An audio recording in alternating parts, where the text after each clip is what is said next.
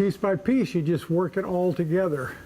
We're getting ready to do the lap welds now, and the reason I did the little butt weld right down here was to fill up the void, and then I could reprime it, and then I could make sure I didn't have anything to catch water and debris later on.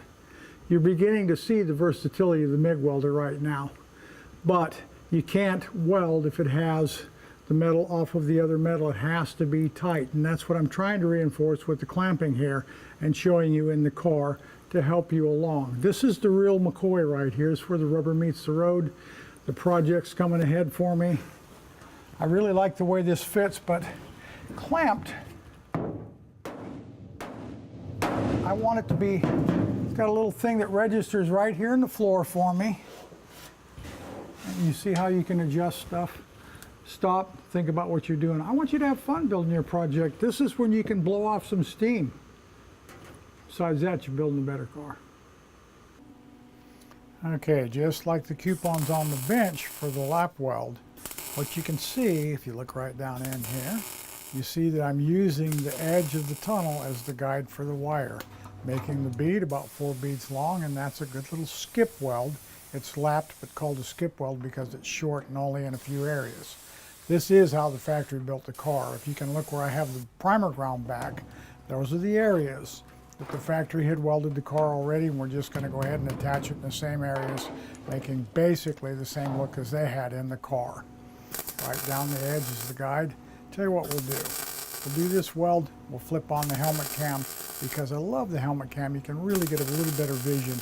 It loses the blue light, it goes green, but it gives you all of the vision that you need to see the weld perfectly. And again, this is the beauty of our DVD, is it allows you to get right inside the helmet with me, and then you're going to weld. This is the next best thing to you pulling the trigger. This is a real environment. It's exactly what you see. There's the bead, there's the puddle, there's the push. It's all in here. And when you begin to practice this method, you're going to be welding your car just like this.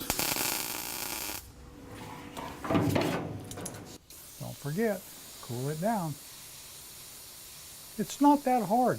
Practice, it is a skill set, but you're going to enjoy it. I don't think you can just beat everything into place with a hammer.